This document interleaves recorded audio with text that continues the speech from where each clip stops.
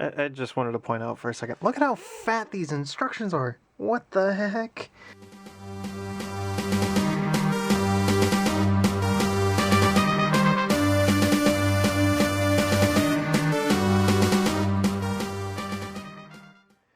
Hey, what's up you guys? This is MCLegoboy here with 75314, the Bad Batch Attack Shuttle. 969 pieces of LEGO Star Wars, the Bad Batch. Awesomeness.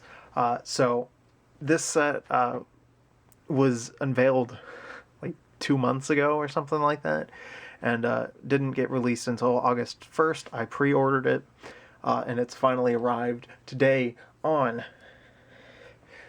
August 5th. You guys can see that, right? Yeah, there we go. Thursday, the 5th. And it costs $100. That's a great price per piece ratio. I basically, like, the second I saw it, I was in love, because like this, it just looks good. It looks great. Price is amazing. The variety of figures that you get, I mean, it's the whole Bad Batch. Like, what more could you want? Yes, Crosshair is in his Imperial uniform. That's no big deal to me. I didn't really care for the Bad Batch in Clone Wars. I'm definitely more a fan of them now. And I'll get to more of my thoughts on the Bad Batch, the show, later. I might give it a week and a half, because, you know, we got 2 episodes left, and I have no idea what they're going to be about. But currently, the stakes are high. So I got this big square box that doesn't fit on the set as well as it could. Everybody has unique faces. They all have, well, Echo and Hunter. Not Echo, geez. Tech and Crosshair. Oh my gosh, I'm so bad at this. Hunter and Tech have hair. The other 3 do not. Although, with revelations of what's happened in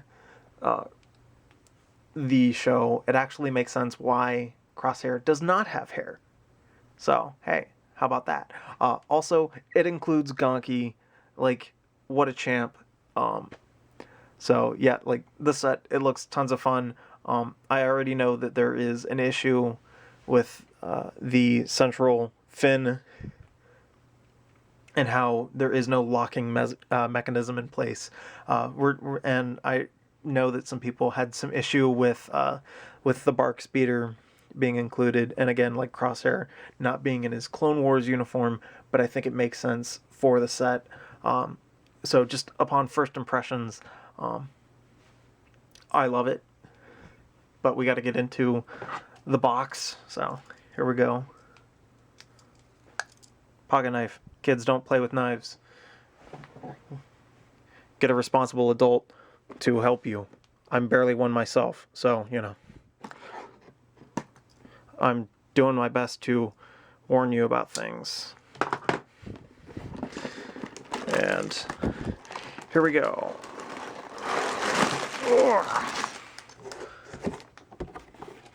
Oh, good. Oh, good. Instructions in a thing. That was very considerate of Lego.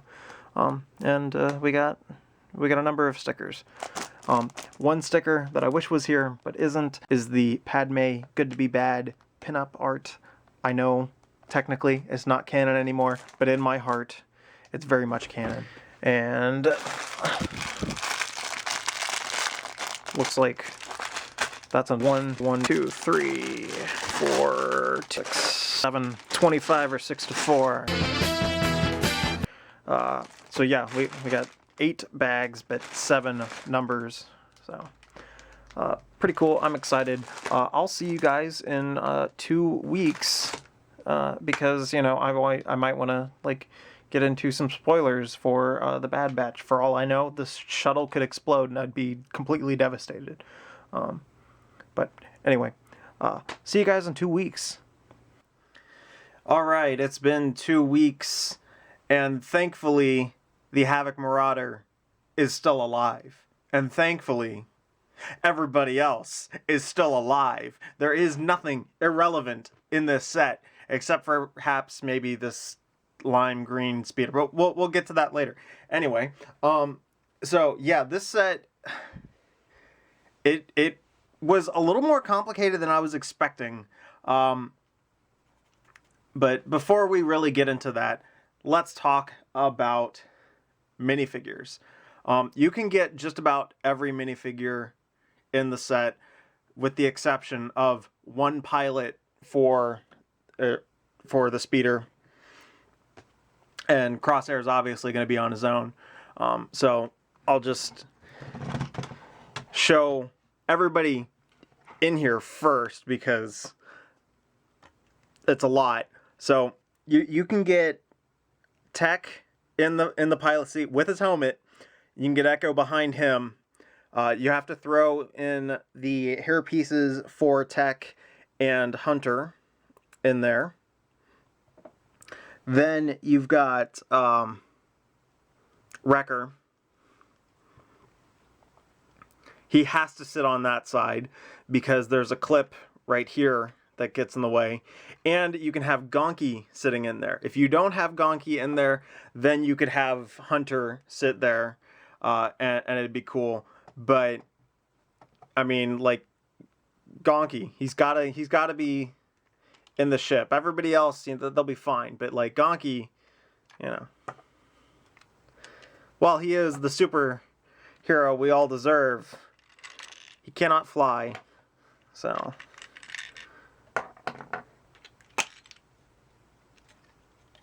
and come on. Oh geez, come on. There we go. And I gotta get everybody's gear out of this hatch that is inside right here. So this is where you're able to store, forget it, just yank the lid off of that. All right, we got only one blaster. Only one blaster. What happened to the other? Oh, crap. There it is. Whew. All right, we made it out alive. So I got a small little container. It can fit in right there. There. You know what? While I've got this open, we've got a printed panel. We've got seats for only 2 people. We've got one sticker sheet. I have no idea what that says. And we have this other sticker sheet. I also don't know what that says, but it's got the same type of ship that was seen in the episode Cat and Mouse, and it's got like the same markings as Admiral Trench. So that is some useless information that you now know.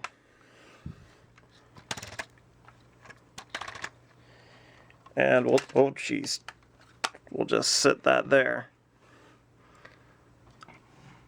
Now we can finally talk about minifigures. Because the play functions of the set, there's not a lot you can do inside. Really, it's more about trying to cram as many characters as you can with as much of their accessories as possible and hope for the best. But now we can start talking about minifigures. And I don't know who to really talk about first.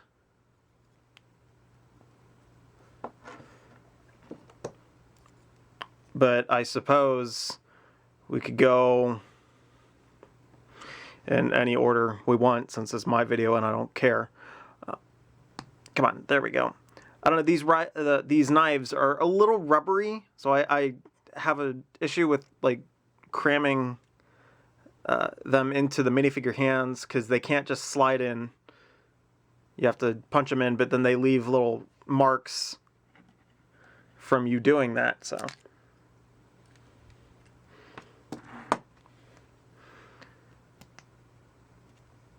And I don't remember what order that you make them in, but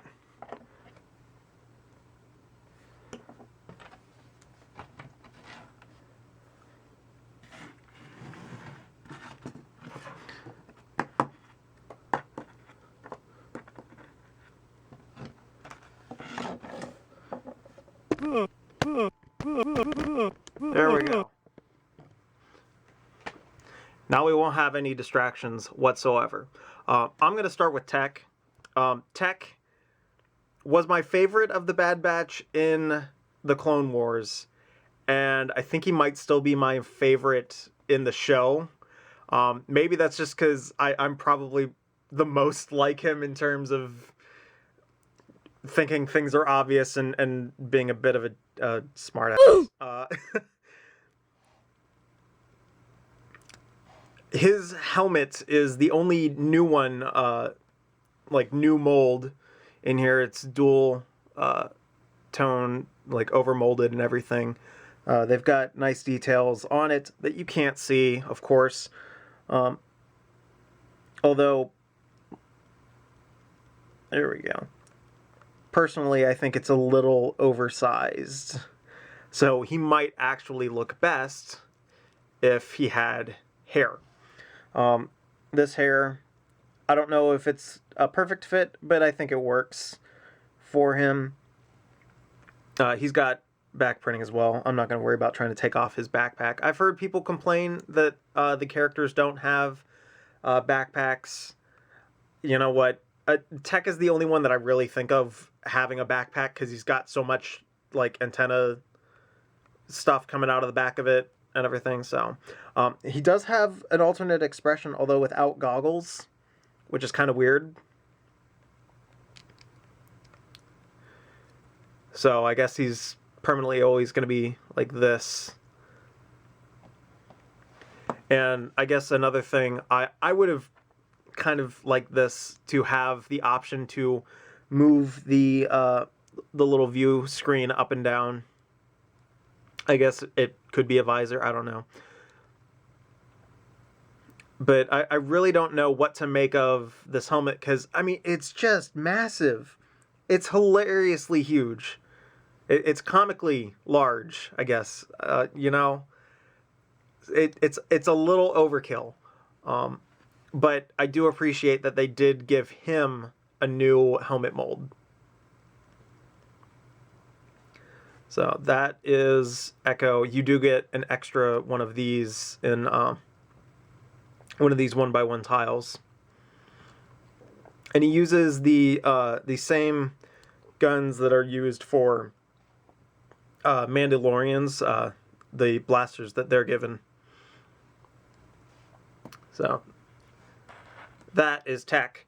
Echo. Echo is a source of controversy. Personally, I think that this helmet works. I don't really agree with some of the printing that they've done for him. Because this really needs to be more along that side than anything else. But, you know, you take what you can get. If anything, you could make the argument that these kind of match his old markings, and since we never got a minifigure version of him before he became a member of the Bad Batch, then okay. He's got back printing on him.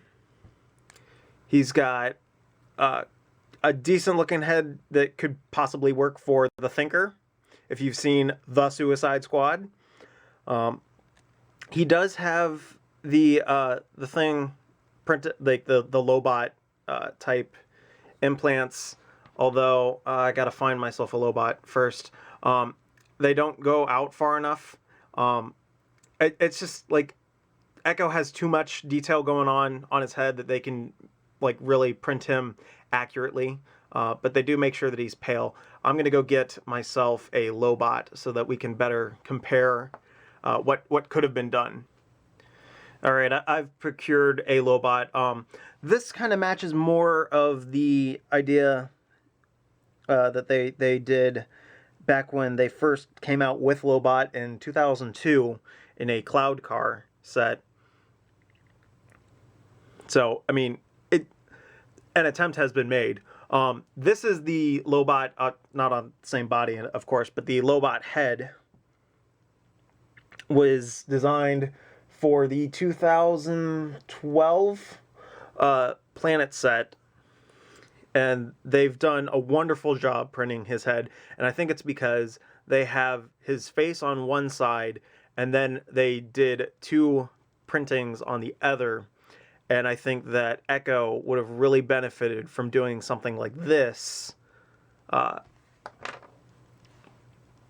and maybe doing what they did with Turk from the pirate tank, and printing on his little nodes from above, perhaps. But again, that's like 4 printings on a single minifigure head. That would be ridiculous, and they're already doing like 1 color per stamp.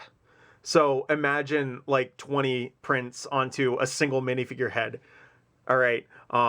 The one cool thing, though, is that he does come with a printed arm for his cybernetic arm, and he comes with a hand. Now, I know that this is a point of contention for some people.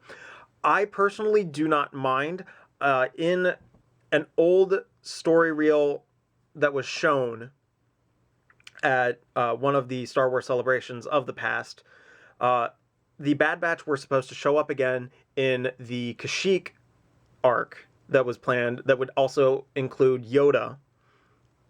And as part of the team, Echo has a hand. They remove his scomlink, and they give him a hand. Now, I was hoping that somewhere along the run of the first season that they would have his scomlink be like broken off or something to the effect that like they give him a regular robotic hand, but he also has the same capabilities as, say, like you see K2SO, like he turns his wrist down and then the scomlink shoots in. So hopefully they do that, because in the images online they show Echo holding a gun, and it's like, well, he can't hold it with that arm. But, you know, whatever. Next, we move on to Wrecker. Wrecker is a big fan favorite that I've noticed among a lot of people. They find Wrecker to be the most likable. He has gotten a lot of character development. And I was never fully against him. I was just kind of not feeling the whole Bad Batch arc in Clone Wars. Their own show is great, though. And Wrecker, I was a little partial to Wrecker because he reminded me of Bulk Biceps with his yeah! Yeah! Bring it on! I'm all muscles! Yeah! So, pretty hilarious. Got some good printing on this armor piece. He's got the same torso as Hunter, so we'll deal with that later. And he's got some printed details on his legs. He's got this gun. And he comes with an Iron Man helmet that's been recolored and printed with his design. This probably looks the most accurate out of all the helmets. Echo, again, like, had the printing been a little bit different on his helmet, it would be better. And obviously, like, this doesn't count in terms of, like, the fact that they made a new mold. But Hunter's looks pretty good, and his face is also pretty great. Seeing all of that scar work, it's very good. Very good minifigure. I like it. Not much more to say about Wrecker. Let's try that again. Hunter. Hunter has basically become the main character of the show, with the exception of Omega. I'm sure that at some point there will be a set with Omega. I hope with medium legs probably would be best for her. Although if they do go with the short legs that don't move, then fine. But Hunter. So this is Hunter. Again, like, basically just a normal clone trooper, just printed different, you know. They given him daggers, no blasters whatsoever, which I find interesting that they didn't give him at least one blaster to hold among just a single dagger. But, you know, you get 2 daggers in the set, so they decided, hey, you know, because it comes on a little sprue piece. Again, like all of the Bad Batch members, his backpack is printed on. Again, like, that is a point of contention that they don't have their commando backpacks. Again, I don't really care too much about that. I just kind of cared more about getting all of the main characters of the show in the single set. Like, how often does that happen? And also with backpacks, that's going to make a lot more complications in terms of getting characters to fit in the ship. So when it comes to Hunter, he has his face printed below the helmets, and even some hair that you can add to him. And he looks pretty great. Looks a bit like John Rambo. So not a bad thing to have for mocks, perhaps, if you're going that route. His helmet, I think it works fine as the Phase 2 clone helmet. However, I do have a possible alternative. The First Order, like, ATM-6 pilot helmet is actually not a bad design for Hunter's helmet. And the reason why is because it looks more like a Stormtrooper helmet than it does a Clone Trooper helmet. And it's got little knob things that kind of stick out in front.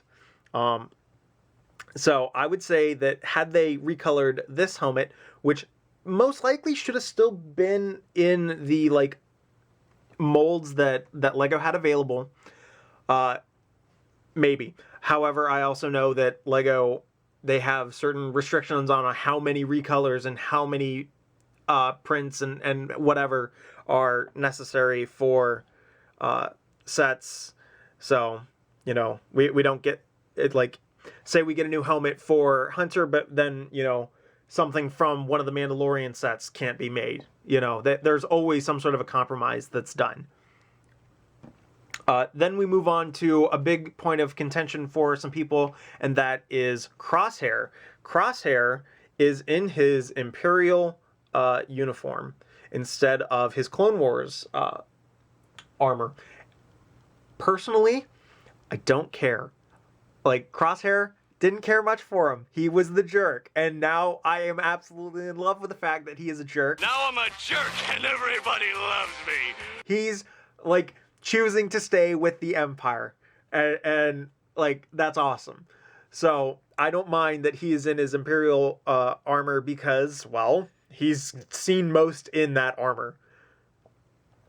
He doesn't have his backpack, of course, but again, like, this is stuff that I'm not overly too concerned about. I mean, I understand the importance that, like, hey, you know, he should have a backpack because that's not part of the armor. But like, we've seen all kinds of minifigures like this where they've printed something on the back and they didn't, I mean, I didn't even mention it with Echo, but he has a comma that is printed onto him instead of just the cloth thing itself. And I think that makes sense because it makes him easier to use in other things. So say you want him to pilot a speeder bike, then you can just set him down and do that. The issues with commas is that either they're plastic and they can't do anything, or they're cloth and they still get in the way. So it is what it is. Crosshair comes with his printed face. Again, like, all of these are unique faces. All of these are unique prints with the exception of the torsos on Hunter and Wrecker. So really, like, there are so many new prints in this set that, and sure, they're specific, but again, like, these clone heads, you can use them as other people in Star Wars. Like, Crosshair's got a wonderful tattoo on his face that while it is specific to him, doesn't necessarily need to be specific to him. He doesn't come with an alternative face, however, and I think part of the reason why is because he doesn't come with hair. And part of the reason why he doesn't come with hair is because halfway through the show, he shaves his head because he had an accident involving an entire booster blasting him in the face with radiation. So, you know, it's a... If this set...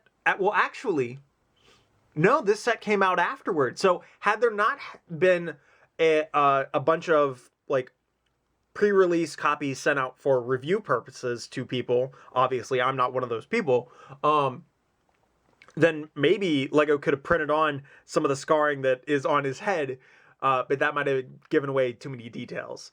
So it's probably safe that they waited for when they did. I love his Imperial outfit, and I think that the Clone Trooper helmet works. Had they done his Clone Wars gear, the helmet, man, that is a tough call to say, because I could see perfectly valid reasons for, say, using this helmet and just reprinting it differently, but then you don't get the antenna. However, you don't get the antenna on any other clone helmet unless it's a Phase 1 or an ARC Trooper helmet. So I think going with this works because he doesn't have an antenna that is on this helmet. Lies! Deceptions! So going with the Phase 2 clone helmet works. And then finally, we get to everybody's favorite, Gonkie. Gonkie is the best. He's just a brick-built guy. If I have any complaints, I would say maybe make this a tile instead of a plate.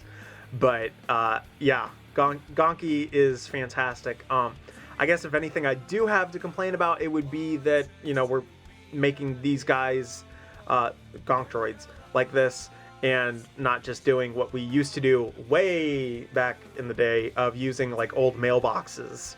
But that is okay. So that's all the minifigures. That took about what, like 10-15 minutes. So yeah, probably closer to 15 minutes, maybe even more. I don't know. So let's talk about some of the other stuff that comes in this set. One of the first things you build is the Bark Speeder, an Imperial Bark Speeder. Now, I think that this works. It works well for stuff that you see in the Ryloth arc on, well, in Bad Batch. And it's a slight update to what we got. Where is it? Where is it? I don't see it. There it is.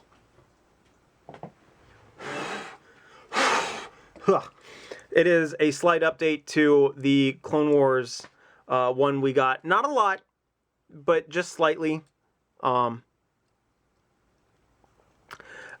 are no guns up here, although you saw earlier that I did have Crosshair's gun clipped in right there. So had there been another one of those, you could do that. It works exactly the same. Everything is basically the same. So there's not much to talk about, but it's a darker colored Bark Speeder. I'm not against it being in the set. I'm just against the size of this Bark Speeder. So I don't know. It is what it is.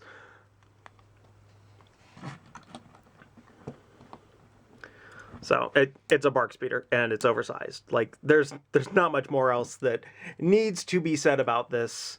So we'll move on to this guy. So the inclusion of this speeder is very interesting. I guess it was included because it does play a prominent role in one episode.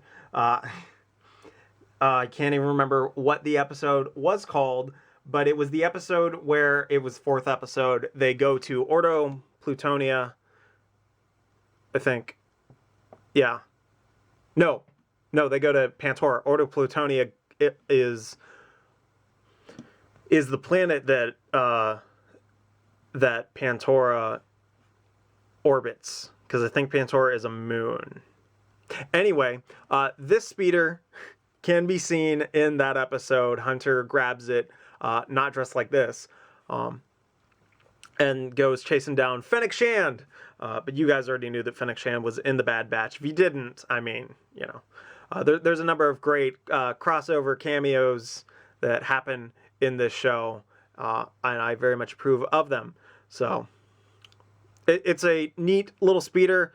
A lot of weird, crazy details on this weird little build, sub builds, and things like that. So yeah, there's, I guess, a clip for a blaster or a knife, I guess. I don't know. They're using the Friends handlebar pieces, which a minifigure doesn't have the I can't grab them. Can't grab the handles at all. So, you know, these move. It's a little annoying, but when you do set it down and do that, that's how it should look. So yeah, the speeder probably a bit large for the minifigure, because like the legs are supposed to kind of like go down in there or sit along that or something. I don't know. Point is, like, Lego speeder bikes have never been to scale, really, except perhaps the swoop bikes and the ones on Endor. But anyway, I'm getting ahead of myself, or I'm going on tangents or whatever. 2 stickers on it, but yeah, looks good. And then you have the shuttle itself, which I already talked about the inside for. So I guess now we just talk about the outside, and we gotta zoom out a little bit, because there, because it's a big set. We got some stickers on the outside. They're also on the underside. There we go. Flick fire missiles, or not flick fire, spring-loaded missiles are located right here. I kept shooting them, so I'm keeping them in the bag with all the other extra parts, because yeah, I'm not dealing with that. But the shuttle, it was a very interesting construction. The wings, I was absolutely amazed at what they did for these wings, because yeah, it took a while to make them. And there's a section that's super flimsy, and then all of a sudden you like connect a couple plates and everything like snaps into place and works. I don't know, the wingspan on this thing is nuts. Yeah, I can't even really get it all in frame, so I'm just gonna zoom back in real quick. And yeah. These can go further. I would have preferred there to have been like some sort of a stop, because they really should be that. So had there been some way to stop these from ratcheting further, then, you know, I would have been happier with that. This whole section is built crazy. There are a number of very interesting and unique builds and like sections of the ship that as you build it, yeah, it's just nuts. Here they've got it designed where I think this one tile right here is meant to be the door in between these other 2 tiles, and over here it's just a 2x4 plate. So one of these tiles is meant to be the door, and then like somewhere around here, in my heart and in my head canon, even though it's clearly not there, the pinup art still exists, and I wish that there was a place to put the sticker for it, and I think that would go right about there, or right about here, and there's not enough room to make a custom sticker that fits where it's supposed to go. So it bugs me, but fine. I guess I won't have a sticker of the Padme pinup art on my Bad Batch shuttle. So it bums me out, but I get it. And unfortunately, there's no real good way to do it and have it look decent. So yeah, that makes me sad. The shuttle itself, we have this one little section that kind of hinges. That's really just more how it connects than anything else. You can't really do anything. Although I suppose if you wanted to see inside to see what figures you had there, I guess you could do that. This moves up and down a few times if you hold it wrong. The big thing, though, about this set, I mean, we got some guns and we got like this little window back here and everything. But the big thing that is like the biggest controversial part of this set, you can't pick it up because they didn't find a way to clip this whole section up here to the rest of the body. And like all you had to do was like unhook something and then open it up. It just kind of opens up on its own. And it's not for a lack of trying, I would say, because there is in fact one stud that connects that it hooks onto. So I would say if there were just a few more studs of that, maybe we'd have a chance of being able to pick this up by the dorsal fin. But it doesn't. So I don't know what they were thinking, or if they even were thinking.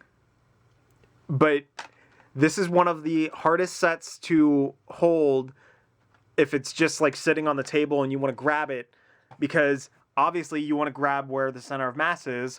Well, I want to grab right here. This whole section right here is connected with nothing but studs. So just a few more stud connections in here probably would have made all the difference in the world, but they didn't do it. So in that sense, moving it around, maybe even playing with it, it is frustrating every time because I go for it and I grab it and I get right here and it goes blip and I go, no. So every time I have to pick it up like this. So. But other than that, it's a beautiful set. Like, the colors are amazing. This part right here, I think because they're trying to fit all the figures in that they can, this isn't entirely accurate, but it is all printed, and honestly, I don't really care. I'm just happy to have this shuttle. It's a cool looking shuttle. It comes with all the figures you could possibly want in it.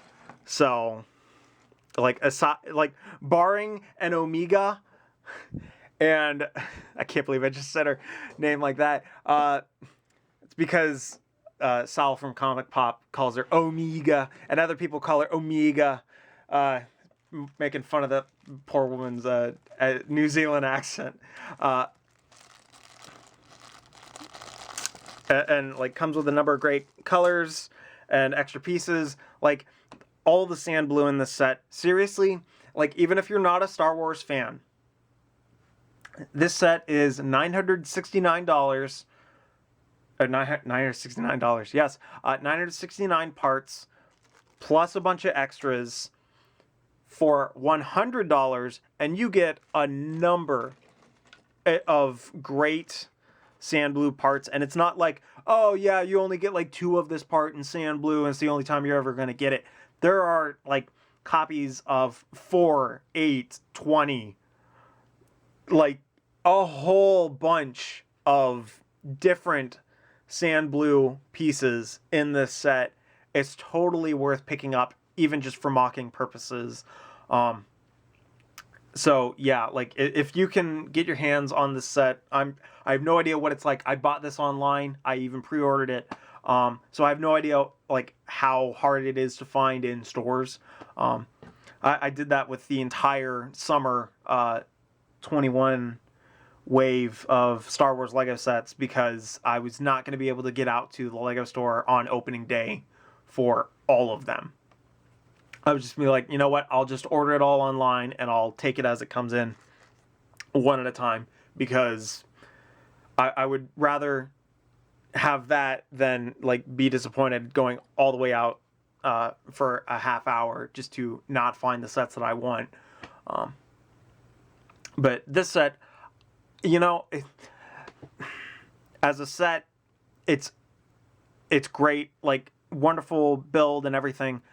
This is the one thing that absolutely kills it, is that you can't have it be fully sturdy unless you mod it.